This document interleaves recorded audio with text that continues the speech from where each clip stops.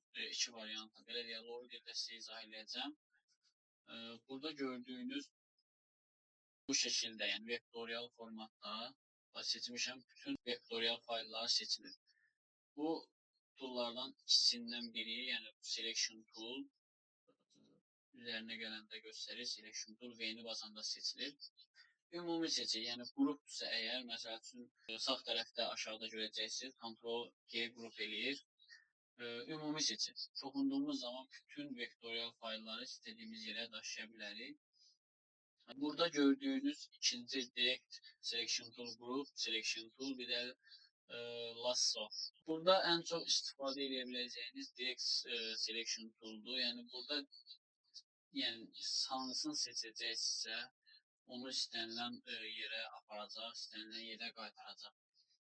Digərləri isə sağ düyməni üzərinə vuraraq qrup, yəni qrup seçə bilərsiniz və lasso tool. Hardasa lazım olsa bu sizə lazım olacaq. Məsələn, istənilən bölgədə, məsələn bu ərazidə siz seçmək istəyirsiniz, bu seçilsin və avtomatik düzü bu elə də işə yaramayacaq sizə. Çünki vektorial fayllarda çox belə deyək də, pen tool'la işlənlər yerlər var ki, onları rahat seçə bilməyəsiniz. Ən çox istifadə olunan selection tool və direct selection tool olacaq.